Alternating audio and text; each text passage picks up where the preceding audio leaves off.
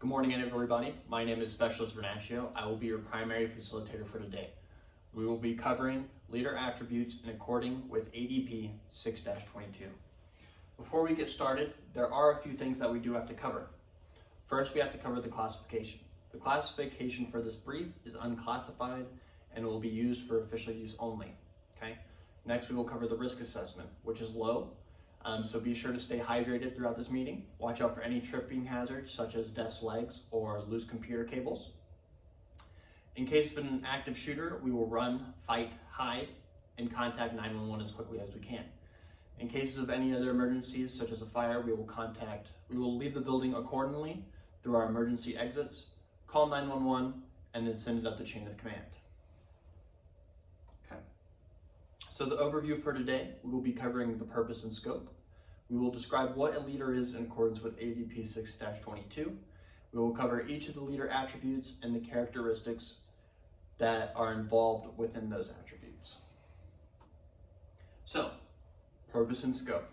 The purpose of this presentation is to inform you about the attributes that make up a leader and the characteristics involved in each one of those attributes. By the end of this lesson, you will be able to see those in your soldiers and future leaders, and you'll be able to take account of what characteristics you yourself need to develop and how you can develop those characteristics of others around you. Okay, so what is a leader? In accordance with ADP 6-22, a leader is anyone who by virtue of assumed role or assigned responsibility inspires and influences people by providing purpose, direction, and motivation to accomplish the mission and improve the organization. So what this means, it means anybody at any level can influence and inspire people to perform their job or to perform any task at the best of their ability in order to accomplish the main mission.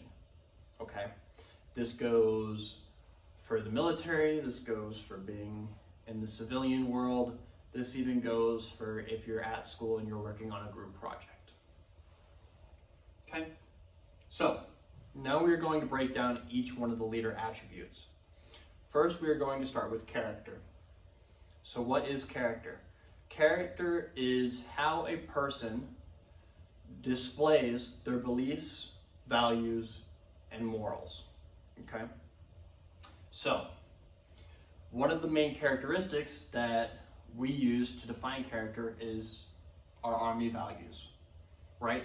We all know this as the acronym leadership: loyalty, duty, respect, selfless service, honor, integrity, and personal courage. This is something that is instilled within all soldiers throughout basic training and is the values that each soldier should hold and display on a day-to-day basis. Next, we have empathy. So empathy is used in any situation, okay? You're listening to the other person, you're listening to whatever issues or comments they have about an issue, and you're not so much looking to provide an immediate answer, you're hearing them out and developing an answer over time that will be more appropriate and that they will respond appropriately to. Next, we have the warrior ethos. This is also another belief that soldiers live with day to day. Okay? I will always place the mission first. I will never accept defeat. I will never quit, and I will never leave a fallen comrade. This shows that we are going to do whatever we can to complete the mission and to ensure the safety of our fellow soldiers.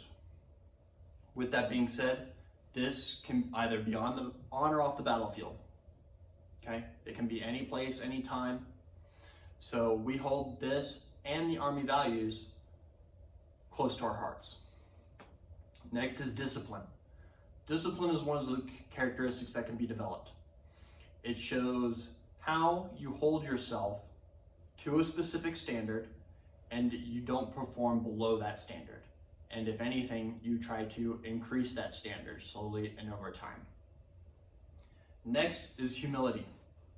Let's be real, we're all humans. So with that, we need to treat each other as humans and treat each other equally across the board, no matter what the situation is. Next, we have presence. This is how we present ourselves to each other, to other organizations, and to the world as a whole. Okay? So we do this through presenting with military and professional bearing. This is how we hold ourselves emotionally aware, self-aware, and mentally aware. And we do this by presenting it to people in specific situations, whether it's a crisis, it's just a meeting, or whether you're having a one-on-one with another person. You show this bearing at all times in order to keep that professional environment alive. Next, fitness. Fitness is a big characteristic to have in the Army. It's weighted very heavily in the Army standards. And as a leader, if you are fit, then you can inspire those below you to better their PT scores in order to increase their chances for promotion or to go to special schools, which a lot of special schools do require you to pass a PT test or score a specific score for that PT test. Next is confidence. Confidence is how you portray yourself to the public, right? This goes outside of the military and professional bearing. This shows that you know how to lead and that you can present yourself in a manner where you have knowledge over a specific criteria, or you present yourself as an expert in that criteria. Next is resilience. This shows that you are able to go out and complete a task even if it is outside of your realm. With that being said, you don't just receive a difficult task and break down. You rise up to the challenge and you are able to accept the task head on and go seek out whatever you need to complete it. Okay, next we have intellect. So not only do you have to know how to do your job, you have to be intellectually capable of performing outside of your job. What that means is you'll have to have mental agility, okay? You'll have to be able to adapt to any situation and view things from different points of views to help developing solutions for a problem that may be more difficult to solve. Next is having good judgment, or just judgment in general, right? So you have to be able to make the most appropriate decision for any dilemma that you are faced with. And ensuring that your judgment will be the most correct judgment across the board, ethically, morally, and professionally. Okay, next you got to be able to innovate. You got to be able to improve on old systems, and you got to be able to invent a little bit as well. Come up with systems that may seem a little unorthodox, but may work really well within your unit or your organization. Next is interpersonal tact. This is showing how you deal with people in a tactful manner, whether that's in a group environment and a one-on-one environment. It shows how you're able to kind of manipulate your communication for each individual person to elicit an appropriate response to what you may be saying or to what actions you may be correcting for a soldier. Next is expertise.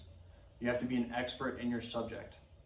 You have to be able to know the ins and outs of your job, and you have to be willing to educate yourself and those underneath you if you or they may not know certain aspects of your job or the mission.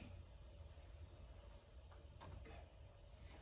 So, how many leader attributes are there? That's correct. There are 3 leader attributes.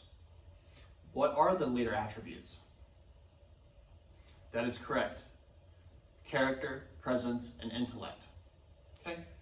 And can the characteristics that we presented in this brief be developed over time?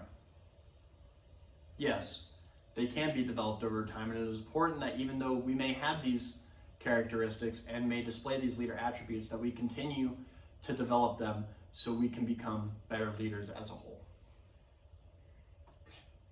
So to conclude, what did we learn today?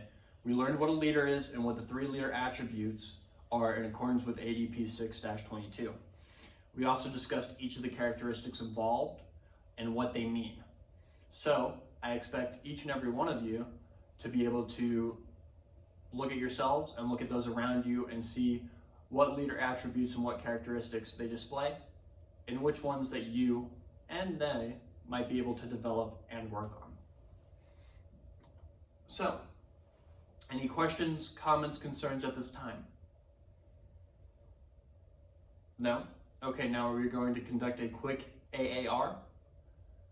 So go ahead and give me some improves and some sustains. Okay, that is all for today. Here are my references. That way so you can look these up on your own time if you would like to explore the doctrine even more. And that concludes my brief for today. Everybody have a good day.